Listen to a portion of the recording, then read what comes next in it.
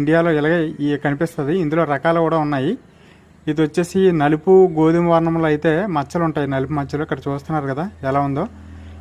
పొడపం అని అంటాము మన లోకల్ లాంగ్వేజ్లో. ఈ పొడపము అని అంటే అది బాగా లావుగా ఉండి కొంచెం సైజు తక్కువగా అయితే ఉంటుందండి. ఇది దగ్గరగా ఒక 6 అడుగుల వరకు పొడవ అయితే ఎదుగుతుంది. లుక్ లైక్ అయితే కొండ చీలులా కనిపిస్తుంది చూడడానికి. ఇది అత్యంత ప్రమాదకరమైన విషం కలిగిన పాము అండి. ఇది మీకు ఎక్కడైనా కనిపిస్తే చాలా దూరంగా కొంచెం జాగ్రత్తగా ఉండాలి. ఇది ఎక్కువ పంట పొలాల్లోని అటవీ ప్రాంతాల్లో కనిపిస్తూ ఉంటుంది.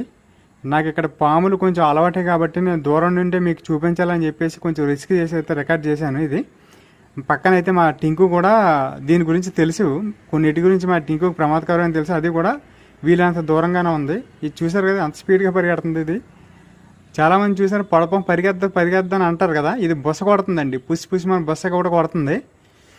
ఆ నాగపాములే బుస